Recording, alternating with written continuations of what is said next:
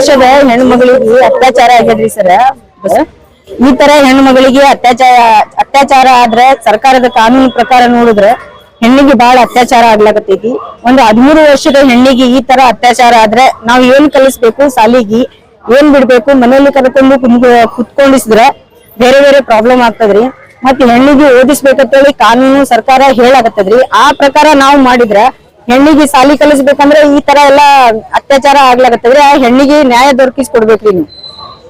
ಈಗ ಮುಂದೆ ಬರು ದಿನಗಳಲ್ಲಿ ಅವ್ರಿಗೆ ನ್ಯಾಯ ದೊರಕಿಸ್ಲಿಕ್ಕಂದ್ರೆ ನಿಮ್ಮಿಂದ ನಡೆ ಏನು? ನಾವು ಹೋರಾಟ ಮಾಡ್ತೀವ್ರಿ. ಒಂದು ಹೆಣ್ಣಿಗಾಗಿ ಏನು ನ್ಯಾಯ ಸಿಗ್ಲಿಕ್ಕಂದ್ರೆ ಅದರ ಪರವಾಗಿ ನಾವು ಹೋರಾಟ ಮಾಡ್ತೀವಿ. ಸ್ಕೂಲ್ ಡ್ರೆಸ್ ಆ ಹುಡುಗಿ ಒಂದು 13 ವರ್ಷದ ಹುಡುಗಿಗೆ ಸಾಲಿಗೆ ಹೋಗ್ಲಾಕ ಅವಕಾಶ ಇಲ್ಲ ಅಂದ್ಮೇಲೆ ಒಂದ್ ಹೆಣ್ಣು ಕಲಿಬೇಕು ಕಲಿಬಾರ್ದು ಅನ್ನೋ ಪ್ರಶ್ನೆ ಒಂದು ಹುಟ್ಟದಲ್ರಿ. ಅದು ನ್ಯಾಯ ಸಿಗ್ಲಿಕ್ಕಂದ್ರ ಮತ್ ನಾವ್ ಮುಂದ್ ಹೋಗ್ಬೇಕಾಗ್ತದ್ರಿ. ನ್ಯಾಯ ದೊರಕು ತನಕ ಮುಂದ್ ಹೋಗ್ತಿವ್ರಿ ಸರ್ ನಾವು.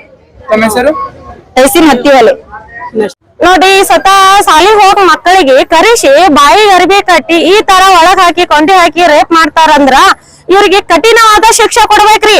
ಇಲ್ಲಂದ್ರ ನಮ್ ಕೈ ಕೊಡ್ರಿ, ನಾವೇನು ಶಿಕ್ಷೆ ನೀಡ್ಬೇಕನ್ನ ನಾವ್ ನೀಡ್ತೇವ್ರಿ.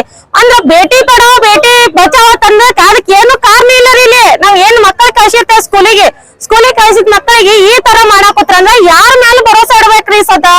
ಅದಕ್ಕೆ ತಂದ ನಾವ್ ಅದನ್ನ ಭಯಂಕರವಾಗಿ ಇದು ಕೇಸನ್ನು ಇವ್ರ ಮೇಲೆ ಫೈಲ್ ಮಾಡ್ಬೇಕಂತ ಉಗ್ರ ಹೋರಾಟವನ್ನು ಮಾಡ್ಬೇಕಂತಂದು ಒಂದು ಹೋರಾಟಿಗೆ ಇಳಿದೇವ್ರಿ ಸರ್. ನಾವು ಇವ್ರಿಗೆ ಏನ್ ಶಿಕ್ಷೆ ಕೊಡ್ತಿರತ್ತಂದು ನಾವು ನಿಮ್ ಬಲ್ಲಿಗೆ ವಿನಂತಿ ಮಾಡ್ಕೊತ ಕೇಳ್ತಾ ಇದ್ದೀನ್ರಿ ಸರ್.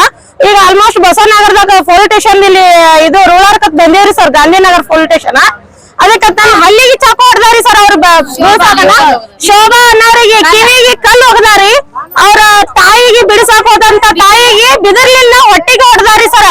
ಅದಕ್ಕ ಎಲ್ಲಾ ಪ್ರಾಬ್ಲಮ್ ಬಾಳ ಆಗಿದೆ ಸರ್. ಇದನ್ನ ನೀವ್ ಏನ್ ಕಠಿಣ ಶಿಕ್ಷೆ ಕೊಡ್ತೀರಿ ಕೊಡ್ರಿ ಸರ್. ಈ ಸ್ಕೂಲ್ಗೆ ಹೋಗಿ ಬಂದಿದಾಡ್ರಿ.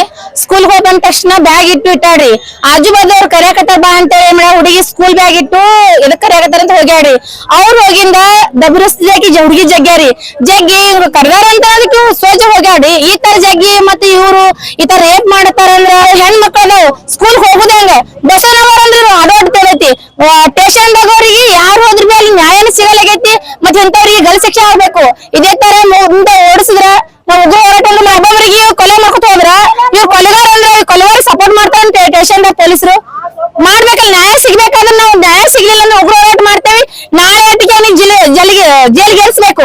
ಇದೇ ತರ ವರ್ಕೌಟ್ ಮಾಡ್ಕೋತ್ರ ಅಂದ್ರೆ ನಾವ್ ಬಿಡುದಿಲ್ಲ, ಯಾರಿಗೂ ಬಿಡುದಿಲ್ಲ. ಅವ್ರ ಪೊಲೀಸ್ ಕೈ ನಾವ್ ಮಾಡ್ಬೇಕಾಗ್ತದ. ಪೊಲೀಸ್ ಹೇಳಂಗಿಲ್ಲ, ನಾವೇ ಮಾಡಿ ತೋರಿಸ್ತೇವೆ. ಯಾಕಂದ್ರೆ ನನ್ನ ಮನೆ ನಮ್ಮ ಮಕ್ಕಳು ಸಣ್ಣ ಮಕ್ಕಳಿಗೆ ಇದೇ ತರ ಹ್ಯಾಂಗ ಮಾಡಿದ್ರೆ ಹಿಂಗ್ ಮಾಡಿದ್ರೆ ಸಣ್ಣ ಮಕ್ಕಳು ಸ್ಕೂಲಿಗೆ ಹೋಗ್ತಾವ. ಅವ್ರು ಬರ್ಲಿ, ಅವ್ರ ಮನಿಗ್ ಹೋಗಿ ಹೊಡಿತೀವಿ ಅನ್ಲಾಕತ್ತಾರ ಎಲ್ಲಾರಿಗೆ. ಯಾರಿಗೆ ಬಿಡುದಿಲ್ಲ ನಾವ್ ಇನ್ ಮ್ಯಾಗ.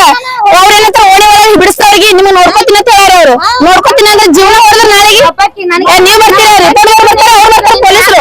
ನಾವಂತ ಬಿಡುದಿಲ್ಲ.